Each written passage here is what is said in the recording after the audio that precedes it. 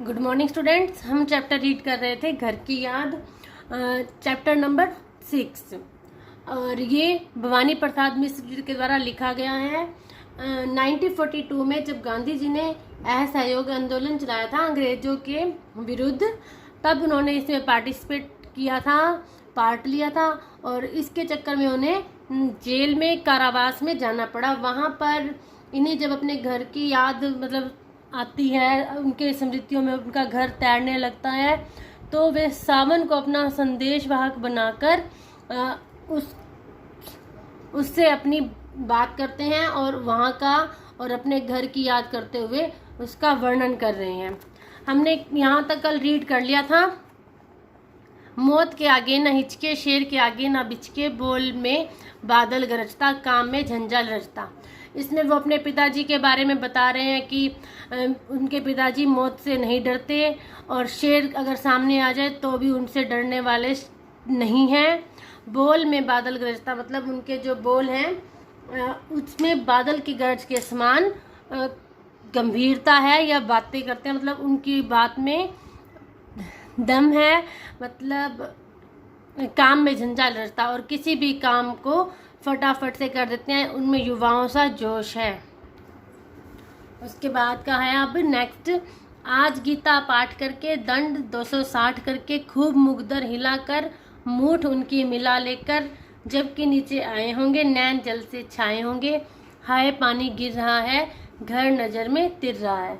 तो इसमें अब वे अपने पिताजी का जो रूटीन है उसके बारे में बताते हैं कि उनके पिता नियमानुसार गीता का पाठ करते हैं, उसके बाद 260 दंड बैठक करते हैं और मुट्ठी में मुकद्दर को पकड़ के खूब व्यायाम करते हैं।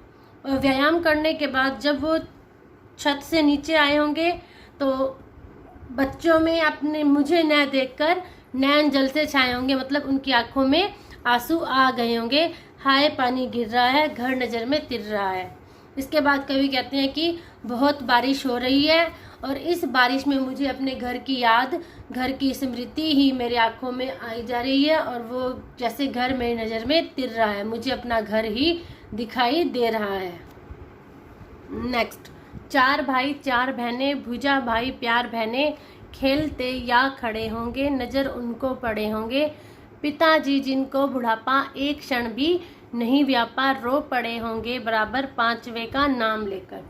इसमें कवि वही अपने पिताजी का जो नियमानुसार गीता पाठ करके या व्यायाम करके नीचे आए होंगे, तो जो उसके 4 भाई हैं 4 बहनें हैं, उनके अनुसार जो भुजाएं हैं वो तो भाई हैं, और जो बहनें हैं उस भुजाओं पर बंधे हुए प्यार के समान हैं।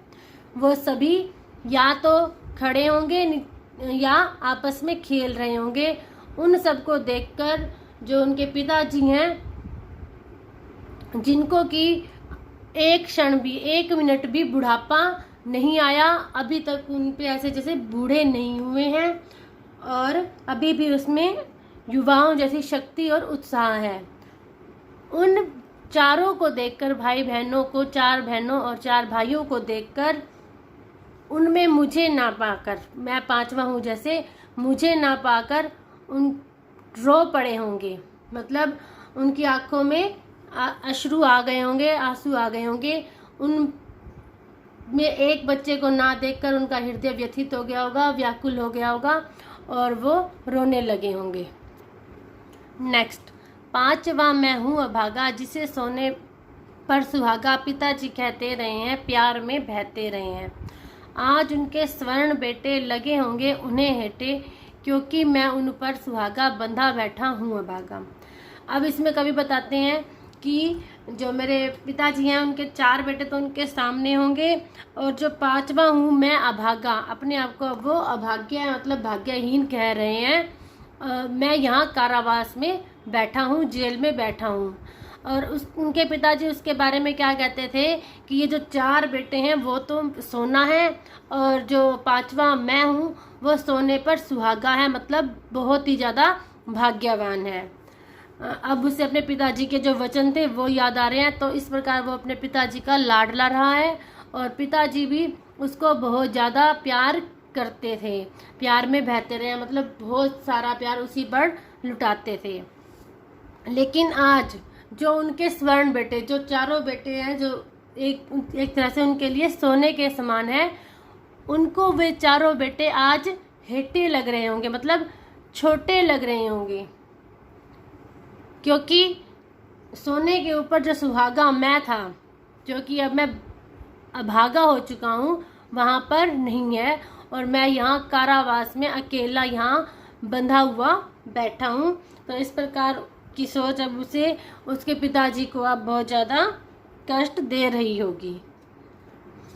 नेक्स्ट, और माँ ने कहा होगा दुख कितना बहा होगा, आँख में किस लिए पानी, वहाँ अच्छा है भवानी। वह तुम्हारा मन समझकर और अपनापन समझकर गया है, सो ठीक ही है, यह तुम्हारी लीक ही है। इसमें अब कवि कहते हैं कि जब मेरे पिताजी मेरी याद में बहुत ज़्यादा व्याकुल हो गए होंगे, तब मेरी माँ ने उन्हें आकर समझाया होगा, और बेशक उसको अपने पिता को समझाते उनकी खुद की आंखों में भी आंसू आ गए होंगे, अपना दुख वो छिपा रही होंगी। और लेकिन अपने मेरे पिताजी से वो यही कहेंगे कि वो वहाँ पर कारावास में ठीक है, आप शांत रहिए। आँख में किस लिए पानी, वहाँ अच्छा है भवानी।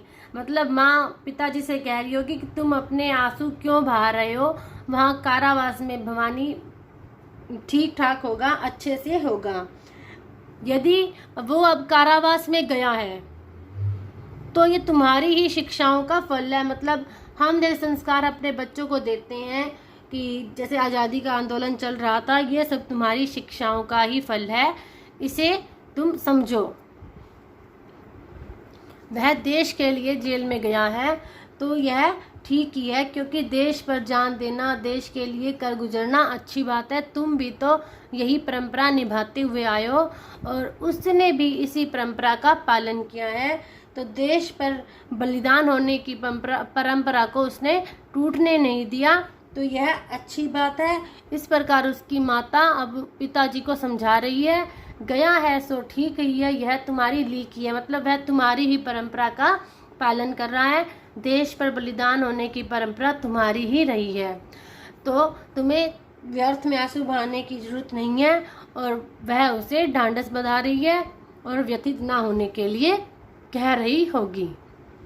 नेक्स्ट, पाँव जो पीछे हटाता, कोख को मेरी लजाता, इस तरह हो ना कच्चे, रो पड़ेंगे और बच्चे। अभी माताजी पिताजी को समझा रही है, अगर वो जेल ना जाता तो मतलब मेरी कोख को लजाता, उस समय मुझे दुख होता कि मैंने ऐसा बेटा पैदा किया है जो देश पर जान देने की बारी आई है तो वह पीछे हट गया है। लेकिन उसने ऐसा नहीं किया, यह अच्छी बात है। और तुम भी इस तरह व्यथित मत हो, अगर तुम ही ऐसे हो रोने लगोगे तो तुम्हें देखकर और बच्चे भी, जो घर में बच्चे हैं, सब रोने लगेंगे। तो इस प्रकार कवि की माता पिता को ढांढस बंधा रही है और यह कहती है कि हमारा पुत्र देश के सम्मान की रक्षा के हेतु कारावास में गया है, तो यह कोई अनुचित कार्य नहीं है, यह ठीक है। अगर वह ना जाता तो वह अनुचित होता, लेकिन अब उसने सही किया है और इससे मेरी कोख अब लज्जित नहीं होगी। और आप भी कच्चे न हो, मतलब अपने मन के ऊपर नियंत्रण रखो, व्यथित नहीं होना, क्योंकि उनको देखकर बच्चे भी रोने लगेंगे। तो आज के लिए इतना ही बहुत है, नेक्स्ट हम नेक्स्ट डे करेंगे। Okay, thank you.